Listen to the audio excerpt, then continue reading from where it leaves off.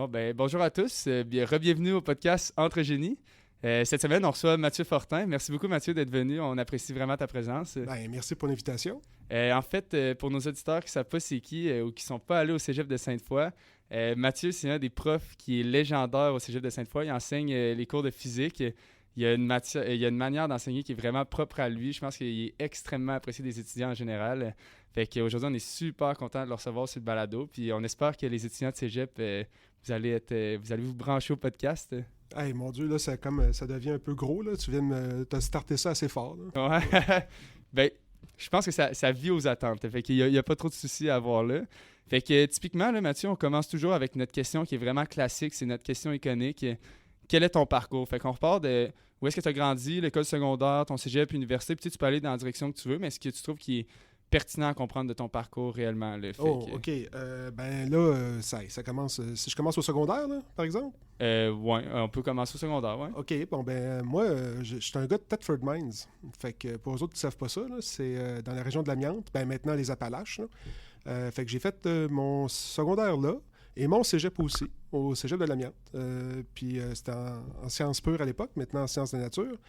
Et puis, ensuite, j'ai continué à l'Université Laval. Puis, je suis allé en génie physique. Plus concentration en optique, puis en aérospatial un peu, là, en astro en fait. On dit plus astro pour eux autres. Et puis, c'est ça. J'ai travaillé, je me suis rendu jusqu'à la fin de mon génie. Puis quand j'ai terminé le génie, là, je suis devenu professeur. J'ai fait mes études supérieures aussi, là, une maîtrise puis un doctorat. Y a-t-il quelque chose qui t'a mené à aller justement dans ce parcours-là? Tu sais, au secondaire, est-ce que pour toi, c'était clair que tu allais faire les sciences de la nature? Ou t'étais... Puis après ça, qu'est-ce qui t'a fait choisir justement génie physique? Tu sais, y a-tu quelqu'un en particulier? Ou c'est juste venu à comme, ça a l'air cool? Sincèrement, au secondaire, je ne savais absolument pas dans quoi je m'en allais. Là, okay? Je ne sais pas pour quelle raison. Là, c'était peut-être un problème de cerveau, là, mais je voulais aller en statistique. Là, puis j'avais de la misère à le prononcer. Puis quand je suis rentré au cégep, à un moment donné, j'ai demandé à un orienteur là-bas de voir qu'est-ce qu'il en était, là, qu'est-ce que je pouvais avoir. Là, puis lui, ce qu'il m'a dit, c'est prends un document, là, genre, mettons les documents où est-ce qu'on a tous les cours là, que tu peux donner à l'université. Il y en avait un à Thetford Mines, puis tu les élimines un par un jusqu'à ce qu'il t'en reste presque plus. Puis c'est bizarre, il m'en restait 3. Il me restait génie physique, musique, philo. Et moi, c'est... Moi, je sais, ça n'a genre aucun rapport, là, OK? Mais, tu sais, philosophie, je peux lire des livres de philosophie, puis ça me satisfait. Puis musique, je peux faire ma musique pour le fun, moi aussi, de mon côté. Mais de la physique, je me disais, non, ça, c'est un peu plus difficile à comme apprendre de par soi-même. Donc, je me suis dit, OK, ça m'intéresse. Puis j'aimais bien les maths, de toute façon. Donc, j'ai embarqué là-dedans. OK. Puis t'es embarqué à l'Université Laval directement. Là, en passant, on va se tutoyer aujourd'hui. Je pense que avec Mathieu, on s'était mis... C'est un ordre. C'est un ordre. Fait que, puis justement, y avait-tu un choix particulier pour l'Université Laval ou bien c'est juste que ça a donné que c'est l'université la plus proche et que tu t'es dit, allons-y là? Ça a été à l'Université Laval aussi parce que génie physique, il se donne pas partout. Mais il se donnait à l'Université Laval. Fait que c'était quand même, ça faisait un bout de temps, là, plusieurs années qu'il se donnait déjà ici, mais exemple à Sherbrooke, il l'avait pas, c'était pas pareil. Fait que j'ai décidé de m'en aller à l'Université Laval pour cette raison-là. Puis la deuxième question qu'on avait, là, pas nécessairement qui sont en ordre chronologique, puis on doit passer par là, mais on était vraiment curieux de savoir ton projet de maîtrise parce que dans tes cours, tu viens toujours nous teaser, comme on dit, l'anglicisme, là, mais tu viens toujours nous teaser, puis ça a l'air tellement intéressant, mais je pense que tu n'as pas le temps nécessairement d'élaborer là-dessus. Fait que là, t'as tout le temps que tu veux, maîtrise, doctorat, ça ressemblait à quoi, hein? Ah, OK. OK. Allons-y une étape à la fois, là. Maîtrise. OK, je fais maîtrise. Okay, ouais. Bon, quand j'ai fini mon bac, j'ai eu la chance de rencontrer un professeur à l'Université Laval ici qui s'appelle Michel Piché, qui est maintenant, je vous dirais, c'est mon mentor. Là. C'est mon number one. Là, okay? Il m'a vraiment, vraiment aidé. Là. Il a vraiment été sympathique. Puis il était vraiment c'est une super ressource en laser à l'université, puis je dirais même sommité, là. Puis je me suis retrouvé à travailler sur un de ces projets. C'était pour caractériser des miroirs. Mais c'était des miroirs de télescope, mais avec du mercure. Donc, on appelle ça des miroirs liquides. Je travaillais aussi donc avec M. Hermano Borra. Là. Lui, il travaillait sur cette expertise-là à l'Université Laval aussi. Fait que on se retrouvait... C'était quand même pas pire, ça. On travaillait avec des gros miroirs, là, environ, là, je dirais, entre 1 et 3 mètres de diamètre. Là. C'était énorme. Mais tu sais, on les a tous mis dans le sous-sol, donc ça veut dire c'est bizarre, c'est des miroirs de télescope, ils n'ont jamais vu le ciel, c'est quand même weird. Et puis, là, nous autres, moi, mon but, c'était de travailler avec un système de lentilles pour être capable de caractériser la surface des miroirs. Donc, tout dépendant de la courbure du miroir, ben, on était capable de le voir avec un système optique. Genre être capable de déterminer, mettons, s'il y avait un défaut à quelque part ou si, mettons, il y avait une variation dans le rayon de courbure. Alors, c'était ça. Fait qu'on on travaillait directement là, en changeant la vitesse de rotation de ton miroir, ben, tu changeais nécessairement le rayon de courbure. C'est comme si tu brasses du quick dans du lait. Là. Ben, nécessairement, ça va changer la vitesse de le rayon de courbure de ton lait si tu brasses plus vite. C'est exactement le même concept qu'il y avait. Ça fait que c'était une maîtrise sur les rayons de courbure du lait. Ben, exactement, Ouais, c'est ça. Tu ça as devait tout être intéressant, compris, mais pareil. tu as vraiment tout compris. Nesquik a dû rentrer après avec des œuvres de travail Oui, ça a incroyables. été énorme. Ouais, j'ai travaillé avec Quick et Nestlé pendant environ 5 ans après. Non, pas vraiment. Mais ça a été vraiment intéressant. Et ça a été beaucoup de travail, comment je pourrais dire, dans un laboratoire, isolé, puis essayer de comprendre pourquoi ça ne marche pas. Quand on fait des laboratoires, autant à l'université qu'au cégep, là, puis qu'on a envie on sac notre vie, comme on dit, là, parce qu'il y a quelque chose qui ne fonctionne pas, puis c'est peut-être juste une unité qu'on a raté, un rayon qui est devenu un diamètre. Là. Ben, c'est un peu le même concept dans une maîtrise, mais il n'y a personne qui est à côté de toi, puis des fois, c'est un détail. Mais ça apprend à être patient. On apprend à être patient puis à être méthodique. Puis ça a été ma maîtrise. Je vous dirais, ça a été ça, ce travail-là. Et quand j'ai terminé la maîtrise, je ne suis pas rentré dans un doctorat tout de suite. Je suis parti en voyage. Ah ouais? Oui, ça a été... j'étais comme... on dirait que j'étais tanné. J'étais fatigué un peu de faire ça, mais je me suis dit, j'aimerais ça aller à l'extérieur, puis peut-être me pratiquer un peu plus mon anglais. Fait que là, je suis allé voir mon professeur, puis là, j'ai demandé voir si c'était possible d'avoir quelque chose, mettons, à l'extérieur, avec des projets autres qui pouvaient peut-être marcher avec ma maîtrise, puis pour pratiquer mon anglais. Finalement, il n'a pas été capable de trouver quelqu'un dans un pays anglophone, fait que j'ai pratiqué mon allemand. Je me suis retrouvé en Allemagne. Je me suis retrouvé à Berlin. Fait que ça fait ça. J'ai rencontré un professeur là-bas. Puis là, on a travaillé sur des affaires qui étaient un peu plus en lien avec mes projets de maîtrise. Moi, je travaillais avec des faisceaux Bessel. C'est un faisceau de lumière qui est un peu étrange. Là. Ça ressemble à une série de disques de lumière qui se propagent en ligne droite. Fait que là, lui, il travaillait dans des domaines un peu similaires. Fait qu'on a collaboré 2-3 fois ensemble. Ça a vraiment été formateur. Là. OK. C'était pas dans le cadre d'une maîtrise, là. C'était vraiment... Ben, il y a une partie qui c'était dans le cadre de la maîtrise. Puis des autres sujets, c'était carrément des sujets de leur côté. Puis on dirait que j'étais comme, comment je pourrais dire ça, un chercheur aidant. C'est juste un à côté là, qui se promenait, qui travaillait qui regardait tous les autres laboratoires, puis qui avait en même temps son laboratoire pour caractériser aussi des travaux sur mon propre travail, là, sur ma maîtrise en tant que telle. Puis en fait, pour la maîtrise, ça c'était une chose, mais c'est ce voyage-là qui m'a aidé à faire autre chose. C'est quand j'ai fini ma maîtrise au complet, je suis retourné en Allemagne, mais pas du tout dans le même concept. Là, dans le but de devenir professeur, il y avait un projet qui pouvait se faire. Là. On pouvait partir soit en Angleterre ou en Allemagne pour être professeur de français langue seconde. Fait que c'était comme un projet. Là, il y avait besoin de professeurs sûrement là-bas là, pour les cours de français. Tu sais, l'Allemagne a une frontière quand même avec la France. Oui, oui. Fait que je me suis retrouvé dans un petit village médiéval à côté de Stuttgart. OK, fait que là, ça explique la calligraphie immédiatement. Là. Non, absolument Ah, ça non, a été tellement non. parfait. Non. Ça, c'est une autre histoire Ce bizarre. serait une parenthèse à part, on la Ah, garde en ok, tête. On la ok. garde en tête. On continue, on est voyons, à la frontière de l'Allemagne, dans un Ok. village médiéval. Ben, genre de petit village. Puis là, on avait eu comme une école attitrée, ils appellent ça des gymnasiums, eux autres. C'est comme, dans mon cas, il y avait du primaire, du secondaire puis du cégep ensemble. Il n'y a pas de cégep en Allemagne, en fait. Et puis, ben, moi, je me retrouvais à donner des cours de français à différents niveaux. J'allais même des fois assister à des cours de physique là-bas en allemand, mais mon allemand n'était pas assez bon, donc je comprenais, mais absolument rien. Là, okay, c'était l'enfer. Là. Fait que j'ai appris mon vocabulaire en allemand. Finalement, je me suis sorti de là, j'étais meilleur en allemand que je l'étais en anglais. Fait que j'ai appris mon anglais puis mon allemand simultanément, donc je suis comme moyen d'un deux, puis je suis pas bon d'un deux. Là. C'est comme un peu bizarre. Mais j'ai adoré donner des cours à des étudiants du niveau cégep. J'avais vraiment une bonne connexion. J'avais peut-être environ 3-4 ans différents avec eux.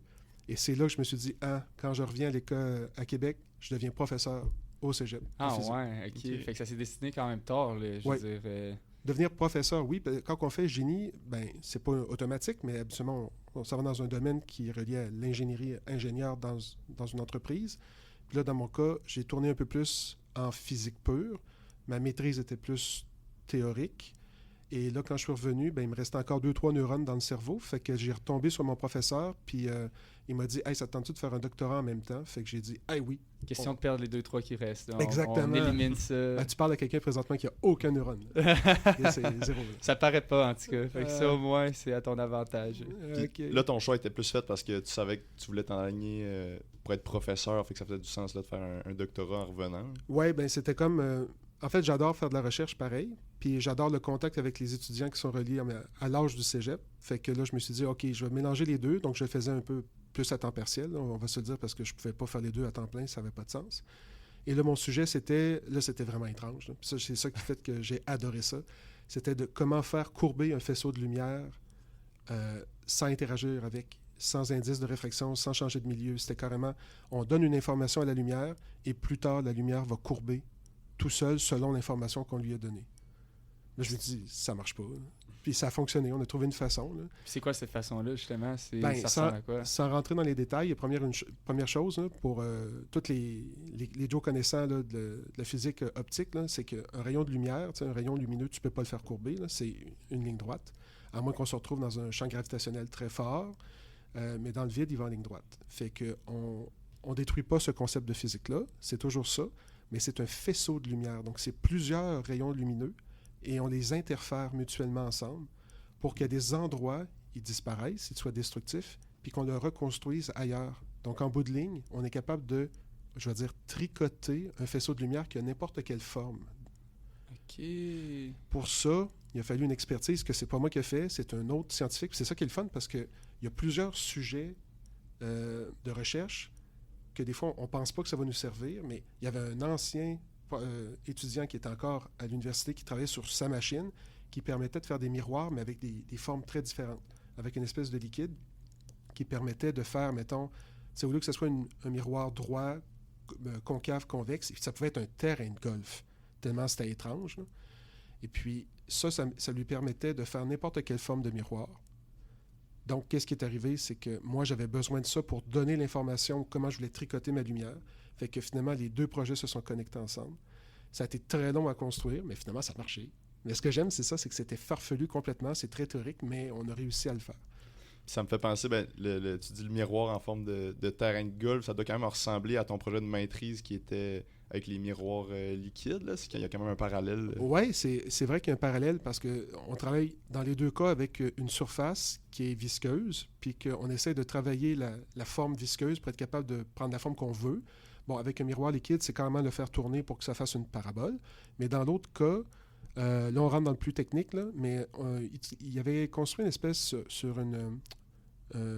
j'ai chip dans la tête. Là.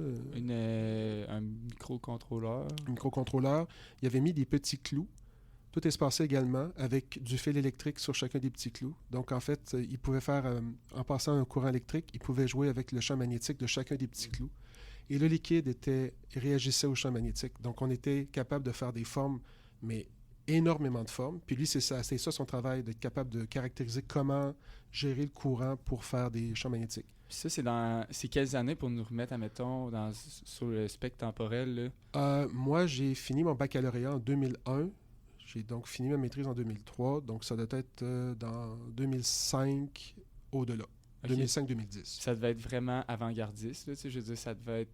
Il y avait déjà des gens qui travaillaient sur le même type de sujet, sauf qu'ils n'ont pas utilisé le même matériel. Donc, dans mon cas, avec le matériel, avec l'espèce de miroir liquide, que je vais encore nommer ça comme ça n'avait pas été fait. Donc, c'était ça la nouveauté, je te dirais.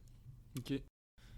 C'est absolument fascinant là, parce que je me rappelle quand on était au cégep, comme j'ai mentionné plus tôt, là, tu nous disais tout le temps, ah oui, les miroirs et tout, mais tu n'avais jamais le temps de nous présenter ça de manière plus explicite, on va dire. Là, fait que c'est vraiment, vraiment intéressant à entendre, là, honnêtement. Puis justement, ça me mène à une autre des questions qu'on s'était mises, que c'était, dans les cours, clairement, tu as moins de temps d'élaborer sur ce que tu voulais. Sur ce que tu veux. Fait que si, admettons, on te donnait un 4 heures, là, qu'on disait, Mathieu, tu peux enseigner absolument ce que tu veux. On peut de philo, musique, n'importe quoi. Là, genre, ça va être ou quelque chose que tu as vu en physique et tu trouves qui est cool. Ça ressemblerait à quoi, ce cours-là?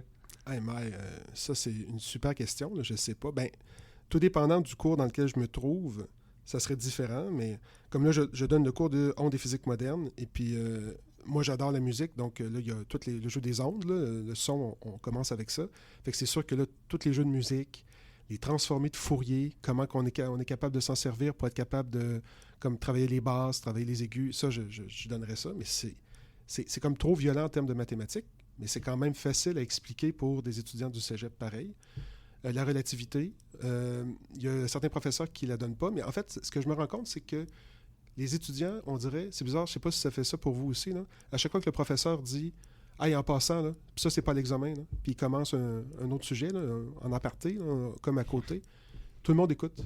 Mais aussitôt que c'est à l'examen, personne n'écoute. Ouais, c'est ça. C'est incroyable. Ouais. Fait qu'on dirait que des fois, je suis capable de faire mon cours en faisant juste finalement des « Hey, en passant », puis finalement, la matière passe dans les « Hey, en passant ». Finalement, ils n'ont pas l'impression que c'est relié à de la matière. Fait que ça, j'aimerais faire ça, mais tu sais, à longue haleine, là, mais ça prendrait beaucoup trop de temps, fait qu'on n'est pas capable. Il y a quand même beaucoup de matière à voir dans les cours. Je ne sais pas si vous vous rappelez de vos cours. C'est assez lourd. Là. Vraiment. Puis tu sais, on parle de, mettons, la physique du secondaire, que tu sais, c'est vraiment rudimentaire. Là, on parle de genre les équations du mouvement bien basiques. Puis après ça, on tombe au cégep, que là, c'est boum, électromagnétisme, ondes, tu sais, tout le kit. Fait que ça... La courbe d'apprentissage. Puis ça, on pondère qu'il y a une moitié là-dedans qui veulent pas aller là-dedans, qui veulent pas l'apprendre. C'est normal aussi. Là, oui, ces gens-là, ils s'orientent aussi. Là, mais tu sais, juste pour compléter ta question, là, c'est des fois un peu de rendre ça un peu plus appliqué, puis que ça reste surprenant, comme dans le cours d'électricité. On avait été capable, on était en mesure de pouvoir capter un poste de radio AM. Mais je me dis, c'est intéressant de faire ça dans un cours d'électricité plutôt que juste calculer des résistances puis des condensateurs. C'est qu'on se dit, OK, on est capable de le capter, puis je vous le montre comment que ça fonctionne. Là. C'est vraiment pas compliqué pour un poste AM. Ou on se faisait une course NASCAR avec des petits moteurs. Mais il fallait qu'ils construisent leur moteur, mais c'était carrément juste une hélice, puis on calculait la vitesse de rotation de l'hélice avec une caméra de vitesse. Mais aussitôt qu'il y avait leur score, ils disaient, ah, OK, toi, tu fais 20 tours par seconde, donc tu as 20 Hertz. Là, tu as le temps, le reste du cours pour pimper ton moteur. Fait que là, il retournait, il essayait d'améliorer son moteur, puis là, tout le monde passait, puis finalement, on voyait comme la liste sur un rétroprojecteur, comme si c'était une course de NASCAR. Tout le monde essayait de se battre. Mais le but, en termes de points, c'était simplement de réussir à faire le moteur, mais par la suite, d'essayer d'optimiser le moteur, ben là, tout le monde embarquait. Ça vient vraiment chercher la curiosité des étudiants, puis là, tu ramènes un peu de compétition là-dedans. Je pense à la créativité, surtout. Là, je pense que la créativité, c'est quelque chose, des fois, qui est un peu laissé de côté. Puis, tu sais, en ingénierie, je pense que c'est la plus grosse force. Tu sais, le monde, imagine pas à quel point tu mets ton cerveau en mode, genre, comme si c'était un artiste, mais un peu des mathématiques. Là, c'est comme, OK, comment on peut faire marcher ça? Puis, c'est vrai, c'est bien allons-y. Là, c'est vraiment comme, OK, ce sera pas parfait, mais faut juste que ça marche. C'est un peu ça. Puis, y en a-tu des compétitions étudiantes au cégep? Moi, quand je suis passé, j'étais peut-être moins impliqué aussi. Là, fait que c'est à prendre en considération. Il y avait Science on tourne, je sais pas s'il l'a encore. C'est exactement lui que je pensais aussi. Ouais, Science on tourne. C'est organisé avec l'ensemble des cégeps. Et c'est tout le temps comme un sujet un peu aléatoire, un peu étrange. Et il y a plein de règles. Et là, toutes les cégeps doivent faire une genre de compétition locale pour ensuite de ça prendre le meilleur et quelque part dans un autre cégep, là, ils se battent mutuellement l'un par rapport à l'autre. Moi, j'adore ça. Là. Il y a des compétitions des fois, là, c'est vraiment intéressant. Là. Ça donne des futurs prodiges, ça. Ouais. J'ai participé quelques fois, puis j'ai des amis au cégep de Carleton. J'ai des amis qui avaient fait la finale canadienne. Genre, ils étaient arrivés avec une machine là, qui était surprenante. Là. C'est vraiment, vraiment cool, ça. Puis justement, il y a Science on Stage, ça se place où là-dedans? Ça, c'est-tu? Ça, c'est pas le même. C'est pas comme Science on tourne. Là. Mais moi, j'avais un lien par rapport à ça, simplement parce qu'on avait travaillé sur un jeu vidéo. OK. Puis c'était un genre un test avec de la réalité augmentée. Et Science on Stage, je sais qu'eux autres, sur leur site, ils avaient parlé de ça, là, mais nous autres, c'était un jeu qui s'appelait Parallèle. OK.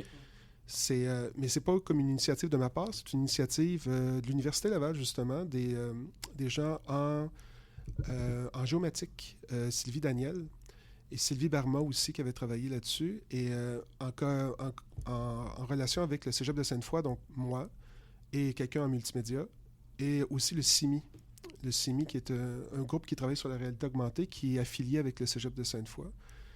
Et le but qu'on voulait faire, c'était de travailler sur un genre de jeu d'énigmes, mais sur un concept de physique qui est compliqué au cégep. Donc, évidemment, c'est tombé sur l'électricité avec les champs magnétiques, les champs électriques. Fait que c'était comme un modèle où l'étudiant était capable de jouer avec les champs électriques et les champs magnétiques pour voir comment les particules se promenaient, mais en 3D. On pouvait se promener autour.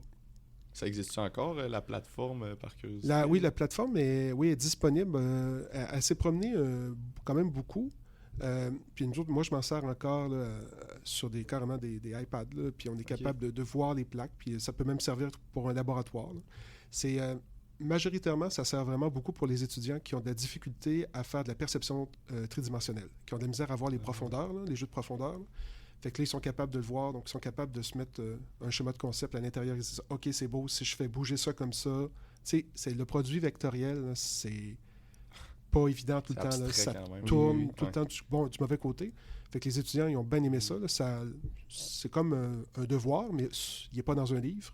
Il est en 3 dimensions. Faudrait qu'on apprenne l'effet gyroscopique de même. Pour ceux qui ne savent pas c'est quoi, quand vous allez aller en génie mécanique ou n'importe quoi qui a un cours de physique dynamique puis qu'on parle d'effet gyroscopique, dans le fond, il faut que tu prennes la direction que tu es sûr que ça va pas aller dedans, puis c'est dans elle que ça va aller. Ouais. Tu mets une force, puis tu te dis où est-ce que c'est impossible que ça aille, puis c'est très fort probablement dans cette direction-là. Si quelqu'un te parle de mouvement gyroscopique, tu t'en vas. Ouais. C'est la meilleure chose.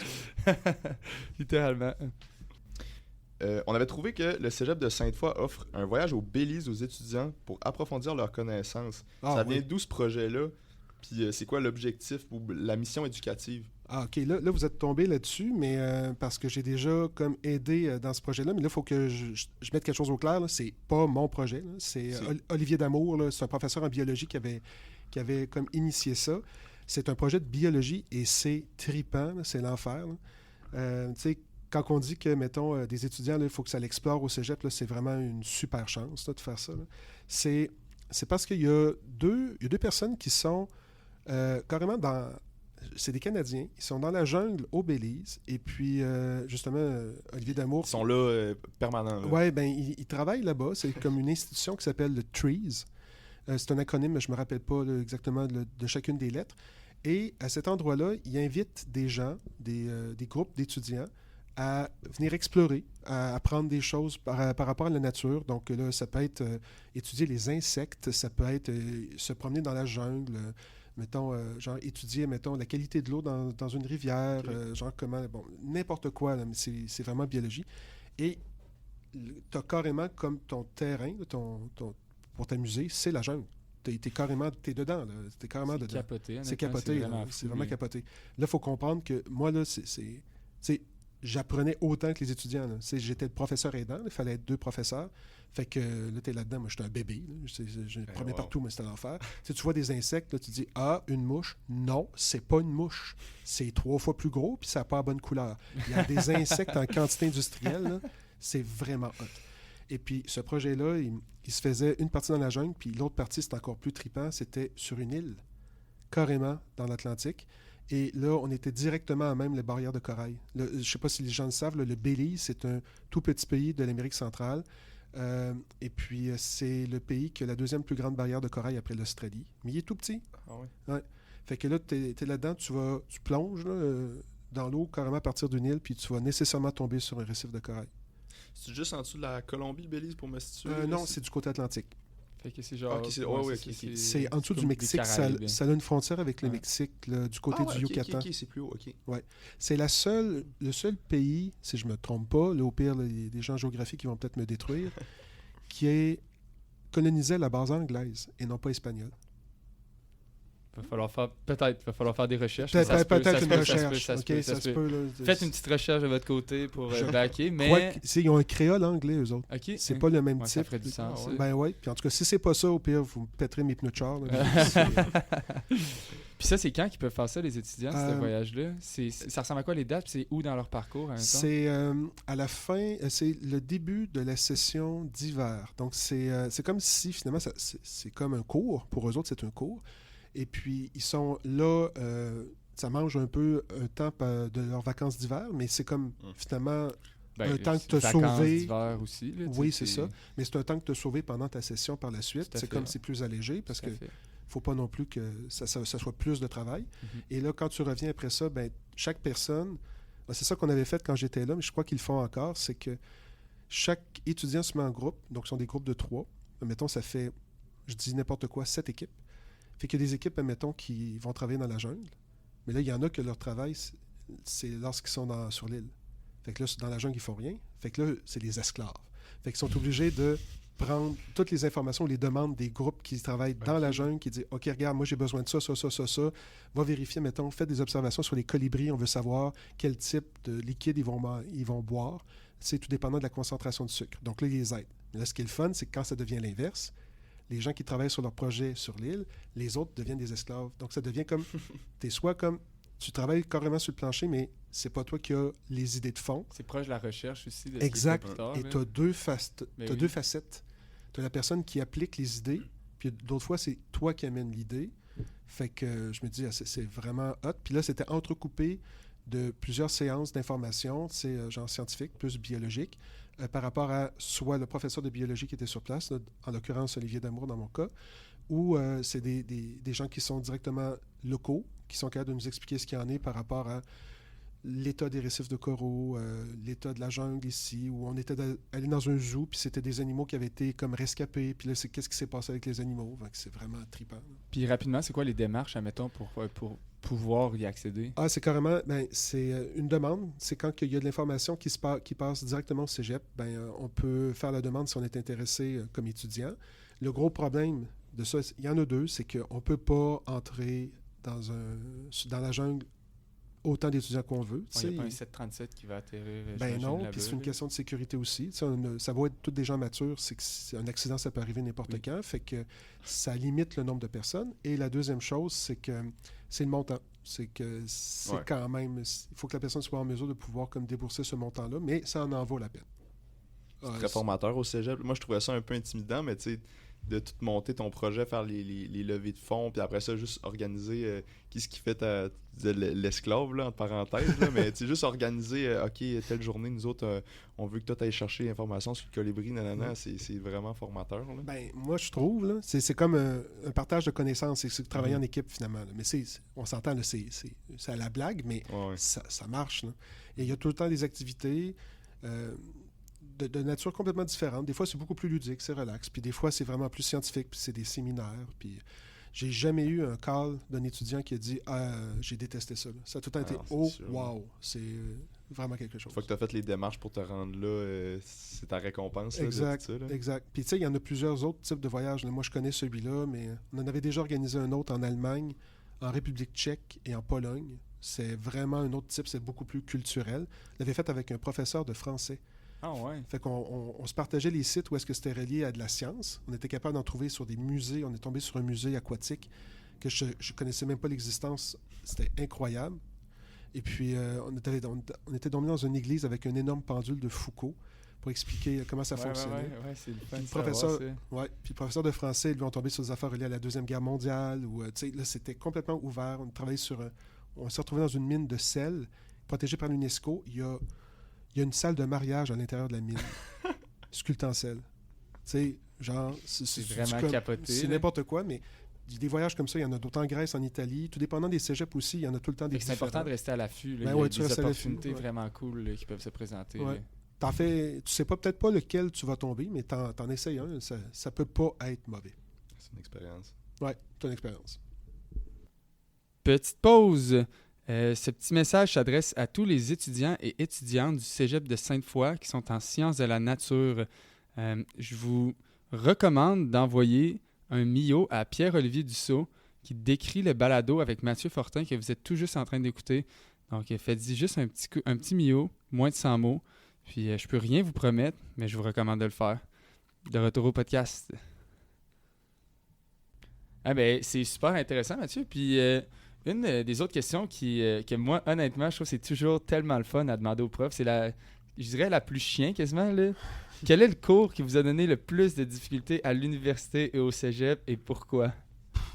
Ah, mon Dieu, le cours qui m'a donné le plus de difficultés. Parce que je fais une anecdote. Admettons, quand Yves Saint-Amand, le premier qu'on a reçu, c'est notre professeur qui est dans 3 cours qui sont difficiles au bac. Puis tu sais, c'est une sommité, il l'enseigne, puis on dirait... qui a baigné là-dedans toute sa vie. Là. Tu sais, c'est comme naturel. Puis il dit, ouais, les 3 cours que j'ai le plus de difficultés, j'ai passé proche des coulées, puis c'est ces 3 cours-là. Puis là, tout le monde, comme se dit, Impossible. C'est rassurant des fois. Ouais, exact, c'est pour ça. Mais c'est une bonne question. Je dirais plus à l'université. C'est plus à l'université. Le cours de quantique que j'ai eu, vraiment, là, j'ai comme frappé un mur. C'était comme un peu plus difficile de mon côté pour ce cours-là. Puis, j'ai pris un cours de thermodynamique 2. Oh. Ouais. Puis, le cours de thermodynamique 2, là, je pense que je l'ai sous-estimé. Puis ça, c'est carrément de ma faute. Là. Je l'ai passé, c'est correct, mais sincèrement, là, je pourrais le refaire, je me dirais « Ah, OK, ça c'est correct. » C'était pas du tout l'affaire du professeur, rien pantoute. C'est comme si j'avais pris ça comme à la légère, pour aucune raison. Là. Je me disais « Ça va bien aller. » Puis peut-être que ma gang d'amis autour se disait un peu la même chose, influencé, puis ça a fait ça. Puis finalement, on est rentré dans un mur solide à Mach 5. Là. Ah ouais? C'était quand même bon. Ça. OK, fait qu'il y avait comme de l'aérodynamisme un peu, si on parle de nombre de Mach, là, il y avait... Ah non, ça c'était pour l'analogie simplement. OK, l'analogie, parce que tu sais, la thermodynamique, c'est proche aussi des fluides, et je me disais, j'ai pris trop au sens... Non, c'était carrément, là, la théorie carrément qu'on voit dans le cours de thermodynamique 2, là, c'était quand même pas le cours le plus difficile. Il y avait des cours que, je pense aux physiques mathématiques, qui sont quand même assez costauds, tannants, là, sont costauds. Puis je crois qu'eux autres étaient quand même plus compliqués. Il y a eu plus de chances que je frappe un nœud quelque part dans ce cours-là. Mais thermodynamique 2, ça avait accroché sur celui-là. Mais je dirais que c'est plus moi. Là. C'est carrément... je rentrais là-dedans, j'avais déjà 2 prises. À tous vos cégeps, c'est normal de trouver des cours difficiles. Faut vraiment pas s'en soucier. Même le monde que vous pensez qu'ils sont tellement bons maintenant, à un certain point, ils ont trouvé des cours difficiles. C'est clair. Fait que c'est important de le mentionner. Puis, tantôt, tu as parlé, je pense que c'est Michel Piché. Tu disais nous, une des sphères aussi qui nous intéresse full, quand on reçoit des invités, c'est de voir justement leurs idoles en grandissant. Puis, je pense que tu as mentionné vraiment que ça a été un mentor pour toi. Oui. Puis, en quoi il a fait une différence dans ton parcours? Puis, pourquoi ça a été un mentor? Bien, premièrement, ça a été un professeur qui a été très aidant. Là. C'est quand même lui qui m'a proposé de faire la maîtrise et le doctorat. Fait que ça a été disons, l'aide numéro 1 que j'avais là, pour mes recherches, le 2e et 3e cycle. Là, c'était carrément lui. C'est d'ailleurs aussi, c'est lui qui... Bon, il m'aidait tout le temps. C'était vraiment... c'est quelqu'un qui ne tourne pas les coins ronds. Il travaille vraiment bien. Tu apprends beaucoup à remettre des documents. C'est un peu plate ce que je vais dire, mais quand on travaille dans les laboratoires puis qu'on est pogné à faire des rapports de laboratoire, on trouve tout ça plate, mais en même temps, on se dit, ouais, mais en bout de ligne, si tu écris un article, ça va servir. C'est là que ça embarque. Là. Ben, quand que je travaillais avec lui, je savais que tout était vraiment comme vérifié, bien lu, bien étudié, puis j'apprenais vraiment de ça. J'étais capable de corriger comme ma façon d'écrire, ma façon de tourner les phrases, puis ma physique également. Et c'est aussi lui qui m'a donné la chance d'aller à plusieurs endroits dans le monde, dans mes recherches, puis ça j'y suis redevable. C'est une richesse. Là. Fait que si c'était pas de lui, j'aurais eu un autre parcours que je te garantis que ça n'aurait pas été aussi hot que ça. Est-ce que c'est encore un idole? Oui. Encore ce jeu? OK. J'imagine que tu étais mieux de citer tes sources comme du monde quand tu leur remettais des papiers. Oui, c'était bien tricoté. D'ailleurs, il faut que je le revoie prochainement. J'ai encore des CD de musique expérimentale. Justement, on peut... La prochaine question mène pas loin à ça. Puis je veux que Paul prenne le lead là-dessus parce que c'est lui qui avait trouvé le post. Puis je trouvais que le concept était quand même drôle. Okay. Ça, en faisant des recherches pour les questions, on est arrivé sur un post Facebook de la page du Cégep Sainte-Foy. Puis ça te présentait, dans le fond. Puis ça disait que tu enseignes au Cégep depuis 18 ans. Ça, j'imagine que... peut-être à l'époque du post, ça devait être vrai. Là. Ça disait les passions, musique étrange pour n'en nommer qu'un seul. On se demandait quelles seraient les autres passions étranges. Après ça, il y avait une anecdote. Je suis un peu maladroit, je fais toujours une gaffe par session. J'ai déjà détruit un néon au plafond d'une classe avec un ballon de basket. Ouais. Puis intercepté une discussion avec un camionneur et sa femme avec la radio que tu nous parlais. Fait que commençons par la musique étrange. Ouais. Ça vient de où? Puis la musique étrange, là, j'ai juste été vraiment chanceux. Mes parents adoraient la musique. C'est pas des fans de musique légère là, ou de musique classique. Là, okay? C'est ma mère qui m'a présenté le style de Black Sabbath et Marilyn Manson, justement, là, genre Rob Zombie. C'est une fan de heavy metal. Puis mon père, c'est plus le type Beatles, Rolling Stone, mais aussi King Crimson, si les gens connaissent ça. Donc là, on embarque dans du King Crimson, du Gentle Giant, du Jethro Tull. C'est un cocktail parfait pour aimer le Pink Floyd en grandissant. Exactement, le Pink Floyd est là-dedans. Fait que là, moi, j'ai commencé déjà avec ça. Fait que je sais pas pour quelle raison, mais j'ai décidé de continuer dans ce style-là. Puis là, j'ai creusé. Mais là, ça finit que je trouve des affaires que... Là, tous mes amis au cégep, ils me disent « Bon, t'as-tu trouvé une nouvelle musique progressive, expérimentale, hongroise des années 70? » Là, j'ai dit « Ouais, justement. » Il dit « Je veux pas le savoir. » Fait que c'est comme... j'aime ça, chercher des affaires qui sont vraiment cachées. Là. Puis encore à ce jour, est-ce que c'est ça que tu fais? Mettons, tu sais, dans les 2 dernières semaines, as-tu trouvé des nouvelles tunes? Ah, ouais. C'est quoi un exemple, là, mettons? Là, on pourrait aller dire au monde de l'écouter sur Spotify pour le fun. Si elle est là. Mon Dieu, je sais pas si c'est les meilleurs exemples, mais tu sais, ma belle-sœur est péruvienne. Fait que j'ai découvert un groupe de musique un peu progressive, mais c'est quand même relax, c'est du bon rock. Ça s'appelle Traffic Sound. Puis je suis tombé sur des pièces qui étaient vraiment intéressantes dans cet album-là.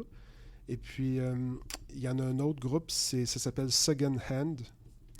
Mais ça, c'est juste le titre. Tu sais, quand tu as un titre d'album qui s'appelle That May Be Your Santa Claus, tu dis, ça peut pas être mauvais. Là. Ça peut juste pas être mauvais. Est-ce que ça s'écoute en étudiant des statistiques?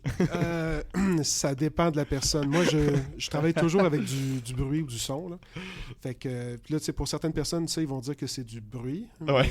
Puis toi, tu joues de la musique aussi, justement, tu disais. Oui, je suis bassiste. Ok, t'es bassiste. Ouais. Ok, Ouais, ça fait-tu longtemps que tu joues de la basse? Ça fait un bout de temps, depuis fin secondaire. Ok. Fin secondaire que je joue de la basse.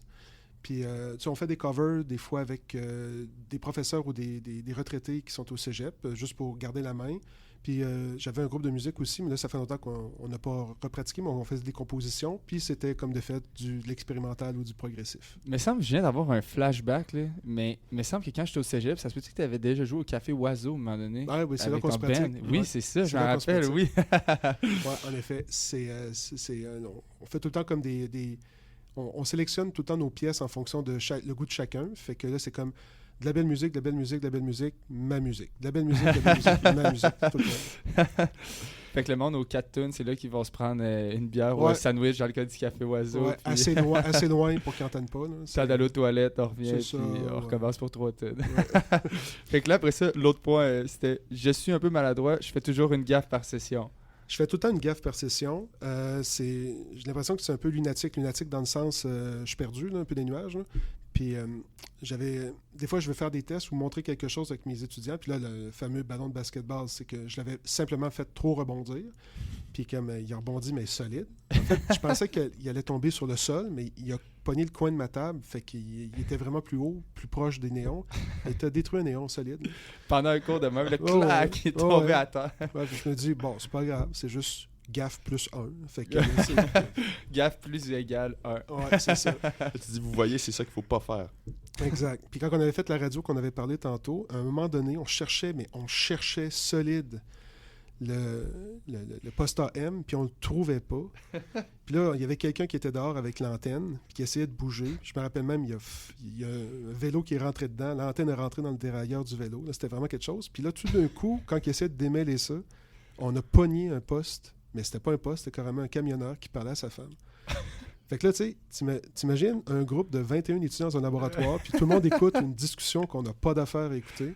Fait qu'on a fait, hey, c'est dur, on va essayer de le débrancher, puis on va réessayer plus tard. Fait que c'est ça, on a pogné ça par mégarde. Fait que finalement, vous avez pas la conversation, vous étiez. Vous avez. Comment je faisais ça? Vous étiez éthique, puis vous l'avez pas écouté. En fait, on a juste parti à rire qu'on a vu ça, puis on s'est dit, bon, de toute façon, on avait une antenne qui était coincée dans un vélo. Donc, en fait, finalement, le vélo est devenu l'antenne. Fait qu'on est allé l'aider à la place.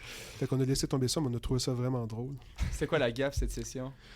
À date, c'est ça qui est le problème, c'est qu'il n'y en a pas encore. Donc, ça veut dire qu'il va en avoir une, puis ça va être quelque chose. Hein. Fait que c'est pas des événements indépendants. Là. Toi qui es un fan de statistiques, c'est plus le temps avance, plus que la probabilité augmente. Là. Exact. Je suis sûr que ça va arriver, là, mais je ne provoque pas. Là. C'est le but, là, c'est quand même de ne pas créer quelque chose de fou, là, mais ça m'arrive tout le temps. La dernière, c'était quoi, mettons? Oh mon Dieu, la dernière, c'était quoi? Je ne pourrais pas te dire. Ok. Je pourrais pas te dire. Il y a... c'est quand tu les cherches, des fois, tu les trouves pas. Ouais, c'est souvent ça, on dirait. Hein? C'est drôle que tu as mentionné au début que les 3 cours qui te restaient, là, c'était... T'avais physique, musique, philosophie. Ouais. Puis je me rappelle quand j'ai fait mon cours ont des physiques modernes. Moi, je l'ai fait il y a pas longtemps parce que c'était du rattrapage. Puis je me disais, ce cours-là, il y a vraiment... Tu sais, c'est de la physique, mais t'as vraiment un parallèle avec la musique quand tu vois les fréquences et tout. Mais après, quand tu commences dans la quantique, ça te fait réfléchir philosophiquement aussi, veux pas. Fait que je trouve qu'il y a comme un... Ça englobe un peu toutes ces trois sphères-là, peut-être, le cours que tu enseignes. Je trouve que c'est un drôle de... C'est ça que j'aime dans ce cours-là, c'est qu'on dirait que, bon, comme tu dis au début, c'est les interférences, les mouvements harmoniques, le son, la lumière. Puis là, après, quand tu arrives à la fin, tu arrives en quantique, on dirait que c'est là que les étudiants qui aiment la physique, la physique étrange, là, ça commence. Ouais. C'est là que ça l'embarque. Et là, c'est comme... Les questions sont... C'est pas qu'il y a des mathématiques, il y en a beaucoup là-dedans, mais à ce niveau-là, les questions sont plus... Mais pourquoi ça marche de même? Mais comment ça se fait qu'on est capable de faire telle chose? C'est comme une particule peut passer à travers un mur, admettons, la vitesse de la lumière, pourquoi ça marche de même? La quantique a l'air d'être complètement, pas, je vous dirais, logique à première vue. Là. Ouais. Fait que les discussions sont super intéressantes avec les étudiants. Là. Fait que des fois même, tu te reposes, tu te remets en question, tu te dis « Ah oui, c'est vrai, cette question-là, je me suis jamais posé cette question de cette manière-là. Ouais, fait que là, tu rembarques. J'adore ça. Il est très ouvert, ce cours-là. Ouais. Puis on voit aussi la radioactivité, le nucléaire aussi. Dans ce cours-là. Donc, c'est vraiment éclaté. Là. Il pourrait être donné... on pourrait prendre vraiment plus de temps pour voir ce cours-là en détail, je trouve. Là. Ah oui, c'est clair. Ce serait ça dans n'importe quel cours, par contre. Ouais. Je dirais, un fan de philosophie, un professeur de philosophie pourrait tellement prendre plus de temps aussi. Puis là, à un moment donné, il faut qu'on arrête. C'est juste ça. C'est la vie. Quand je suis allé te voir à ton bureau il y a comme 2 semaines, tu venais juste de remettre un examen. Puis là, tout le monde a fait l'examen. Oui. OK, parfait. Parce que là, quand je repassais avec ma je me disais, ça ressemble à quoi déjà un examen de cégep? Finalement, turns out, et quand tu fais génie, c'est dur à croire, mais ça devient tellement naturel que genre l'examen, j'aurais pu le faire, je pense, sur un coin de table, puis j'aurais été correct. J'aurais jamais pensé ça, là, mais c'est pour de vrai. Puis c'est là où est-ce que je veux en venir, c'est... la question, c'était à propos de quelqu'un qui est sous, me semble, qui trébuche dans son bucket de... Non, qui veut faire une note ou je sais pas trop quoi.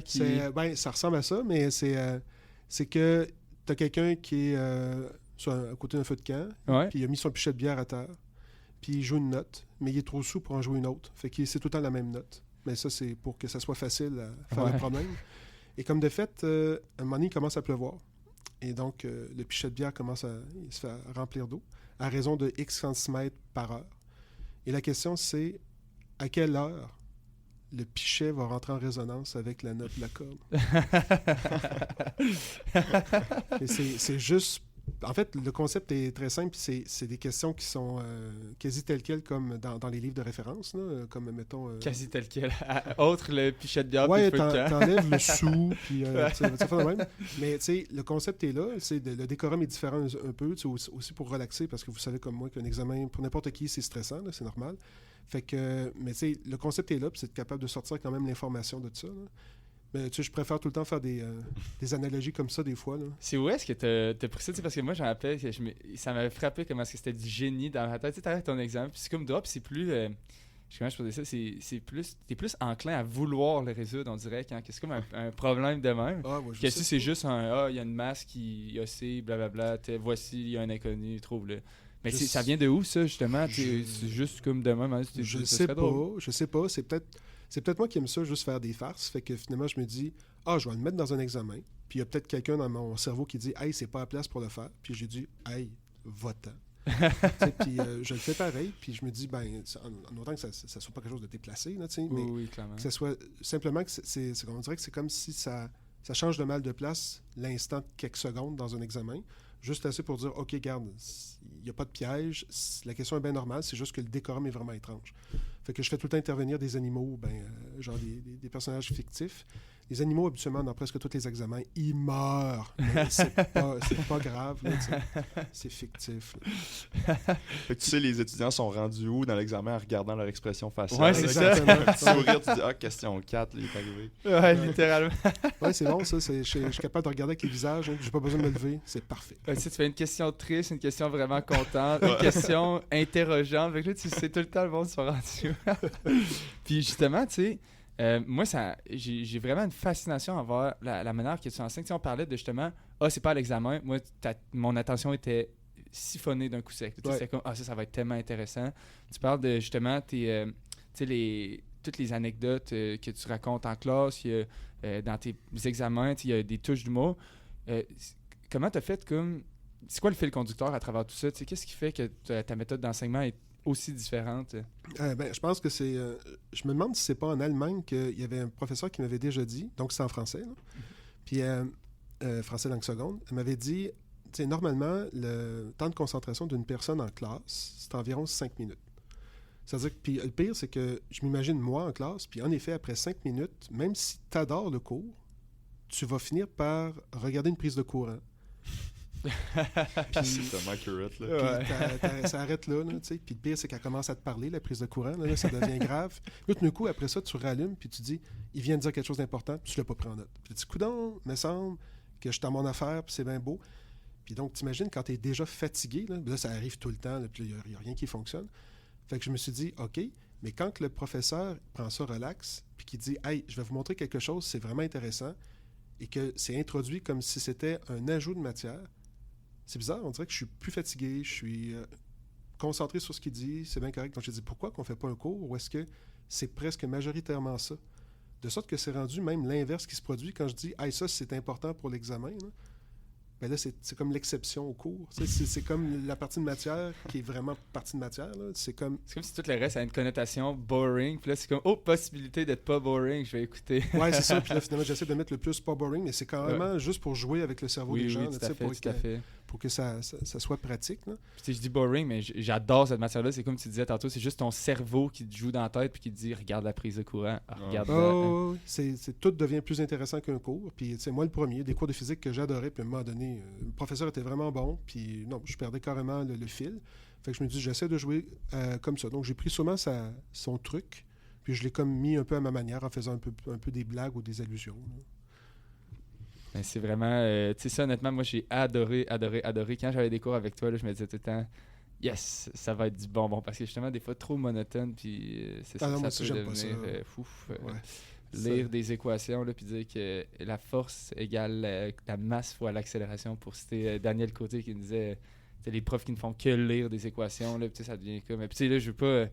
Je tire personne en dessous du bus, je pense que tout le monde fait un super bon travail, mais tu sais, des fois, c'est ça. Des fois, il y a un petit côté pep qui peut être... Ouais, ben tu sais, chaque professeur, il va y avoir quelqu'un qui va comme aimer sa façon, moins aimer sa façon, tu sais, je veux dire, c'est ça qui est le fun, c'est que c'est une job humaine, là, tout le monde est différent, puis c'est parfait. On finit par s'accrocher plus à un certain prof qu'un autre. Puis une des autres choses qui fait que le monde sont accrochés aussi, c'est ta calligraphie. Là, ça, c'est une catastrophe. C'est dommage qu'on puisse pas la mettre... Ah non, tu la montreras après, là, on écrit, il y a un tableau juste en arrière, là, mais c'est indescriptible, c'est comme comment tu la décrirais en fait toi-même? C'est n'importe quoi. Là. Non, mais c'est comme médiéval. C'est comme dans Shrek au début quand il rouvre le livre.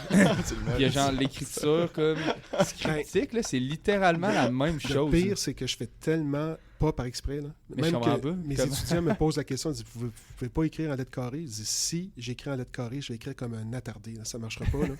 Puis je le fais, là, puis je suis pas capable. C'est que, en fait, c'est niaiseux, c'était au primaire, quand on a commencé à apprendre à écrire en lettres attachées. On a tous déjà vécu ce moment-là. Ouais. Oui, inutile. J'ai appris en même temps, dans un livre de fables. Puis dans ce livre-là, je pense que c'était le conte de Grimm, je ne sais plus lequel, et il y avait des enluminures. Est-ce que vous savez c'est quoi une enluminure? Ça me dit de quoi, mais... Justement, c'est comme ce que tu as dit par rapport à Shrek, je crois. C'est les premières lettres des chapitres qui sont toutes dans des beaux carrés avec des fioritures partout, ces lettres. Moi, j'adorais ça. Je trouvais ça vraiment hot. Donc, je me suis dit, moi, la cave, hey, je vais faire toutes mes majuscules comme ça. Fait que je commence à tout faire des modèles pour toutes mes majuscules avec des formes différentes. Et là, je commençais à faire ça à l'école. Et la professeure a dit, c'est vraiment beau, c'est vraiment correct. Tu sais, avec mon écriture de 2, 3, 4e année primaire, là. Il dit, mais là, il va falloir que tu en enlèves parce que tu vas jamais t'en sortir, tu vas écrire trop lentement. Fait que j'ai commencé à en enlever, mais ils m'ont jamais arrêté. Fait que j'ai gardé cette forme d'écriture-là, en mettant des fioritures un peu à gauche et à droite. Puis finalement, c'est devenu ma main d'écriture normale. Fait que là, après ça, quand je suis devenu professeur, ben là, je pouvais plus me casser. Fait que ta signature officielle, c'est rendu littéralement juste comme tu écris normalement. Oui, ma signature, c'est ça, j'ai pas de signature finalement. C'est ça, j'écris normalement, puis je me dis, personne ne peut reproduire ça. Fait que ça a arrêté là. Ça, c'est vraiment cool. Là. Puis tu sais, ça te ralentit-tu, ça te prend-tu plus de temps pour écrire au tableau? Pas du tout. Non, ça reste très lisible, j'imagine. Lisible, Ouais, mais c'est comme. C'est sûr qu'il va y avoir un étudiant à un moment donné dans ma classe. Il s'habitue, là, mais il y a tout le temps quelqu'un qui va lever la main à un moment donné et dire Monsieur, c'est quoi ça? Là, je leur explique. Je dis c'est normal. Je te dirais que c'est le gros défaut que j'ai comme professeur. Moi, je trouve ça vraiment intéressant. Moi, je trouvais que c'était le contraire. Tu rentrais dans le cours, tu te sentais comme si c'était dans une lecture genre du Moyen-Âge, littéralement. Là. Je crois qu'il n'y aurait pas eu de la science, là, mais on fait abstraction de ça. Puis sinon, tantôt, juste avant de rentrer en ondes aussi, tu me parlais un peu du kinball. Puis ça a vraiment piqué ma curiosité. Fait que tu joues au kinball. Là. Non, je joue pas au kinball. Mais là, tantôt, justement, aujourd'hui, là, j'ai un petit tournoi au cégep, là, amical. C'est vraiment le fun. Mais ça, c'est vraiment bizarre. C'est que, tu sais, j'ai des amis, des fois, qui font des sports plus professionnels, puis qui s'en vont relativement loin, puis ils disent moi, je joue au basketball. Je dis, cool. Moi, j'ai joué quand même haut niveau au hockey. C'est tout cross-country. Puis toi, tu dis, moi, le plus haut que j'ai fait, c'est du kinball provincial. Mais c'est vraiment hot. Mais tu sais, je veux dire, ça fait un peu biz. Là. Ça fait un peu bizarre, tu sais, parce que kinball, il y a beaucoup de personnes qui se disent c'est le gros ballon rose quand tu étais au primaire, puis tu frappais ça sur le mur. Puis nous autres, là, c'était rendu, là, tu frappais ça, c'était commotion cérébrale après commotion cérébrale. Là, ça jouait fort. Et c'était vraiment populaire quand j'étais au cégep. Puis il y a eu une espèce de gros engouement en Beauce par rapport à ça dans ce moment-là. Puis nous autres, on est juste à côté de la Beauce. Fait que là, on jouait à ça. Finalement, je me rappelle, au cégep, le gars m'a dit Hey, tu vas jouer au basketball, t'es grand, et tu vas servir pour ramasser les ballons. J'avais choix entre ça et le kinball. J'ai fait je vais prendre le kinball. C'est une première erreur, mais j'ai pris le kinball. ça fit vraiment avec le cégep, je trouve. Là, on dirait que le cégep, ça va faire ressortir une espèce de...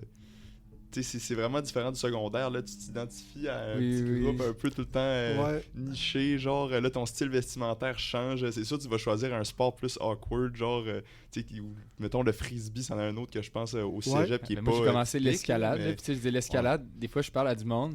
Puis, ils s'imaginent, genre, le mur d'escalade au Galerie de la Capitale. Tu sais, genre, qu'est-ce que... Ou bien à une fête d'enfants. Genre, là, t'es comme, ouais... Non, c'est plus ça, là. C'est plus ça, là.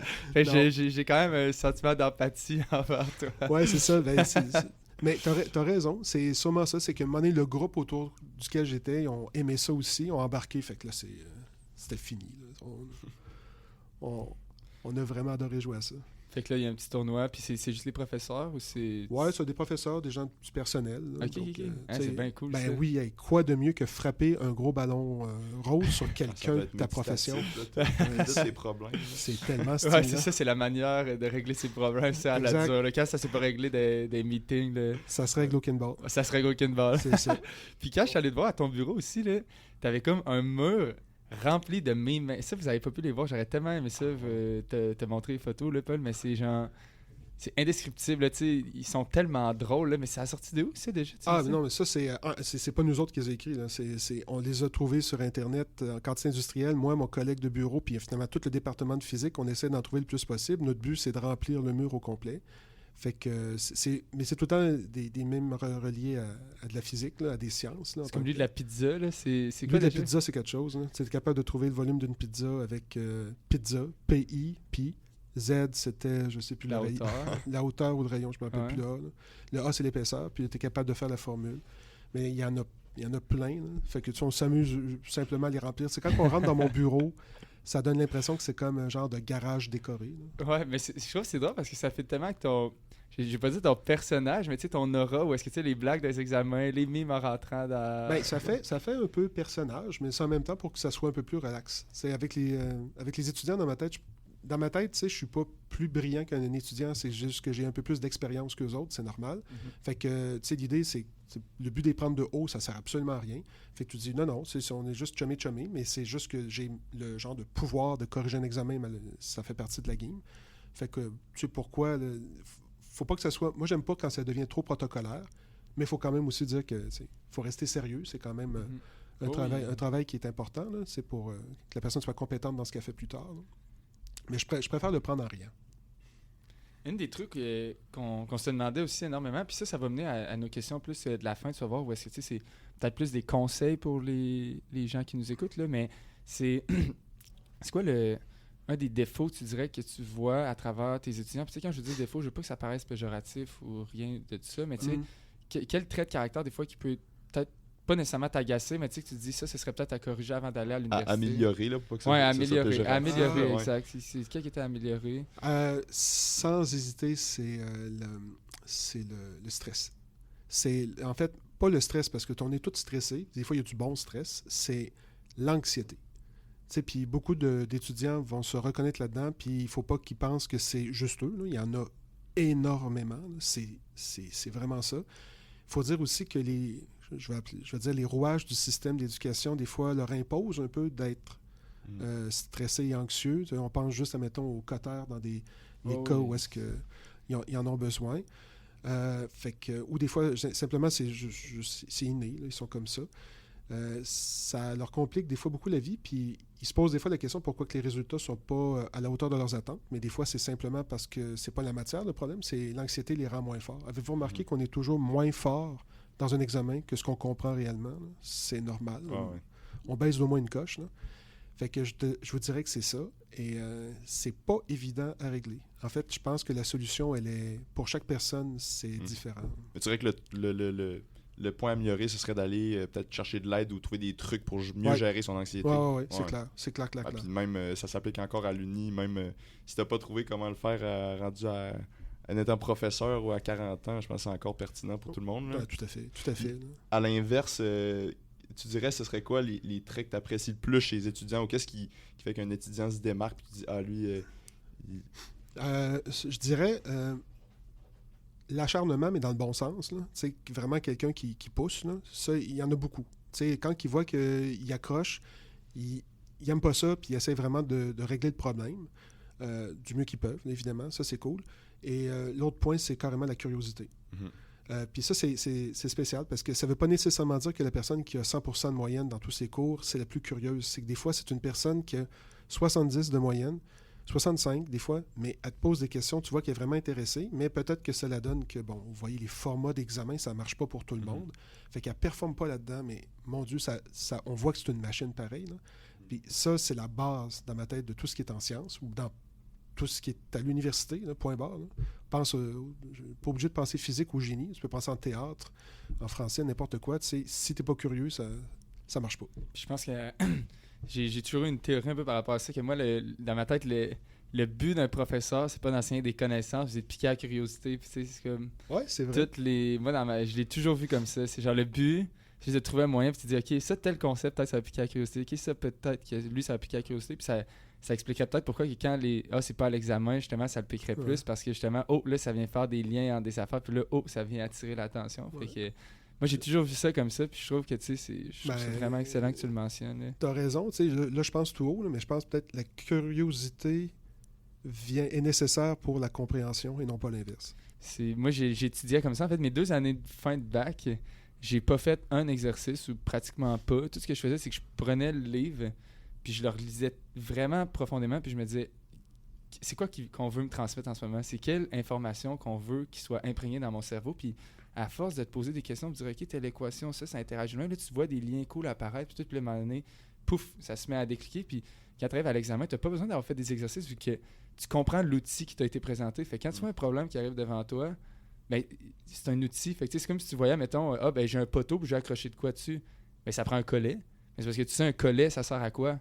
Fait que le but, c'est un peu de reproduire la même chose, mais avec les concepts plus théoriques. Là. En fait, tu as compris le concept, tu n'as pas appris juste un numéro dans un livre, tu as appris le concept, donc tu peux faire n'importe quel numéro de ce type-là. Fait que quand on parlait tantôt des choses aussi à améliorer, je pense qu'il y en a beaucoup qui s'arrêtent à « j'ai pas compris un exercice mais qui se posent pas nécessairement la question de « t'as pas compris non plus la matière avant de faire l'exercice ». Ça me fait penser à un exemple personnel là, que je dirais pas, mais essayer de trouver juste la réponse précise à une situation. Des fois, c'est intéressant. En fait, la science ou le génie, c'est toujours d'avoir le modèle pour trouver la réponse dans toutes les situations similaires. Pas juste trouver la réponse pour cet exemple-là, parce que c'est juste pertinent une fois, puis ça t'arrivera plus. Après ça, si t'es pas capable de le reproduire, ça t'aura servi à rien. C'est exactement ça. Puis même pour boucler un peu sur ce qu'on parlait tantôt, là, moi, t'as parlé du stress chez les étudiants, puis je trouve que c'est important vraiment d'aborder ça. Puis je pense que ça vaudrait la peine de dire, mettons, c'est quoi des démarches que tu as vues qui ont été fructueuses pour des étudiants? Puis tu sais, y aller quand même d'une manière assez spécifique. Tu sais, je sais qu'il y en a, mettons, ça a été de recorriger leur méthode d'étude. Il y en a que ça a été d'aller chercher de l'aide carrément, tu sais, d'aller consulter, tu sais, un professionnel de la santé pour les aider, tu sais, à remettre leurs priorités au place. C'est quoi ta banque, on va dire, d'options, là? C'est ça dépend vraiment de chaque personne, mais tu en as déjà nommé. Reconstruire un peu sa façon de travailler, c'est pas facile. Il faut accepter qu'il faut que tu te casses, tu sais, et ils sont tellement comme occupés par tu sais, ils ont peur de manquer de temps, fait qu'ils veulent pas prendre le temps de se casser. Ça, c'est un peu normal, mais ça porte ses fruits aussi. Dans d'autres cas, ils changent leur façon de travailler. Ils ne travaillent plus tout seuls, ils travaillent en équipe, ils se font des groupes. Des fois, je les force à venir me porter des parties de devoirs qui valent absolument aucun point, mais juste pour être capable de leur donner des ultimatums. Et aussi, c'est les services qu'il y a au cégep, là, parce qu'à un moment donné, en tant que professeur, je ne peux pas tout avoir les outils. Là. Il y a des choses qui m'échappent complètement. Là. Fait que, il y a des cas, nous autres, au cégep de Sainte-Foy, il y a le Carrefour Conseil. Et il y a des cas aussi pour des gens qui ont d'autres difficultés, là, les services adaptés qui peuvent être utiles aussi. Fait que ça peut pas nuire. Là. Il y a des cas de figure où est-ce que des fois la personne se dit « je peux pas faire autrement, j'accroche sur ça ». OK, c'est correct. Utilise cette ressource-là, ça peut te servir. C'est normal.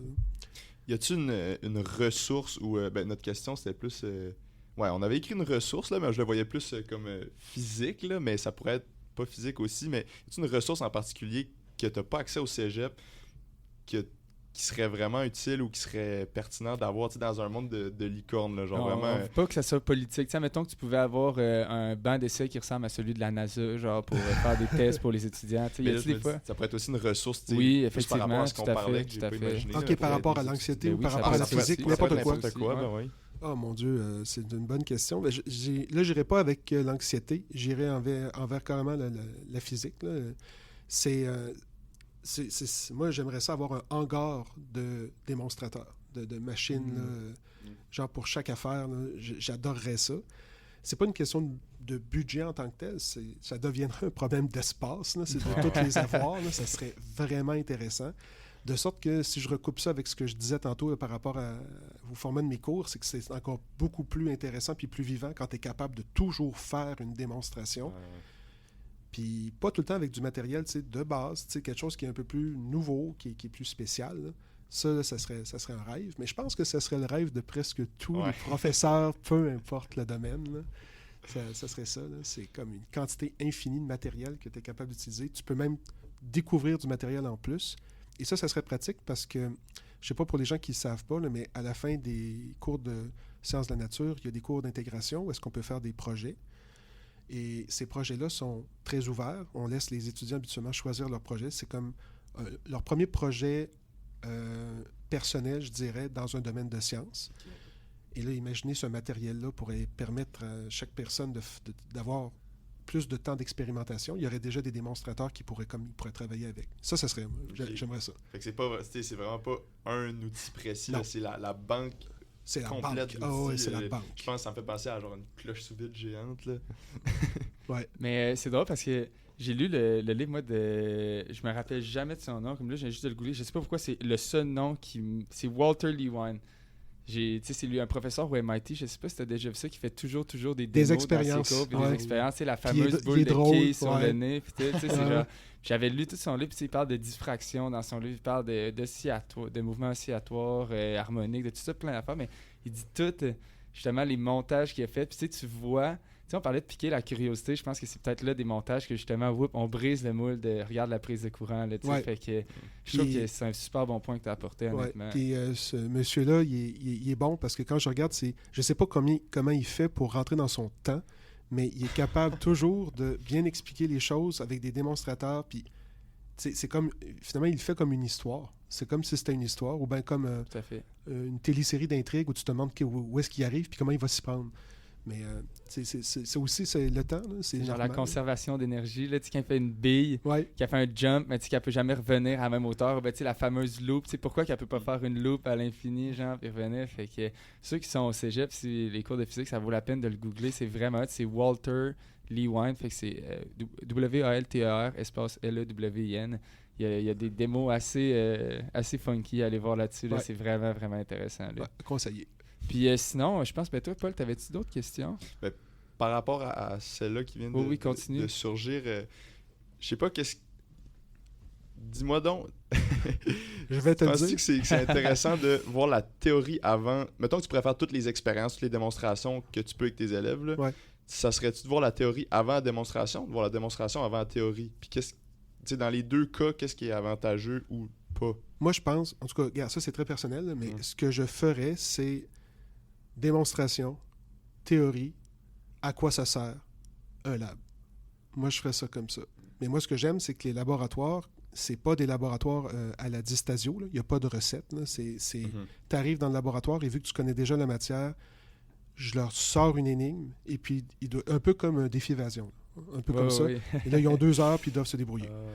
Fait que, comme de fait, là, ça revient avec les gens qui sont stressés et anxieux. Ils détestent ça. Ouais. Mais en même temps, je me dis, ouais, mais dans la profession, c'est ça. Tu as une énigme en génie, ben, t'es payé pour la résoudre.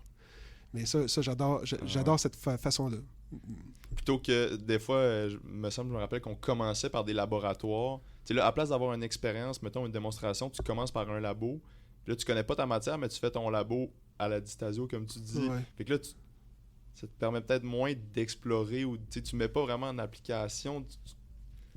Je sais pas, des fois, je trouve que c'est peut-être un peu... je pense un peu comme toi. C'est comme si, dans ma tête, le laboratoire est comme gaspillé, mais il l'est pas. Il y en a certains qui vont se servir du laboratoire un peu comme si c'était la démonstration. Un banc d'essai pour la théorie, c'est ça. On commence avec ça. Mais moi, je suis plus le type à dire, ouais, mais je veux évaluer la personne en laboratoire, je veux voir qu'est-ce qu'elle est capable de faire en laboratoire, donc je la mets à la fin, sinon ça serait unfair de ma part. Là. Ça marcherait pas.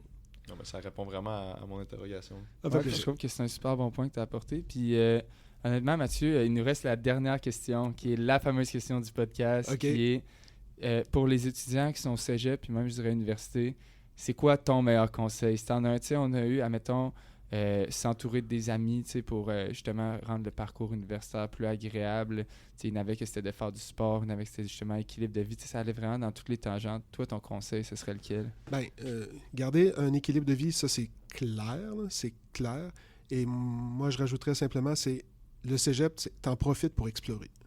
T'en profites carrément pour explorer. Ça se peut que tu sois dans un cours puis que le cours, finalement, tu dis j'aime pas trop ça, il t'a vraiment aidé. Peut-être, justement, tu dis OK, regarde, moi, c'est moins ma tasse de thé, ce type de domaine-là.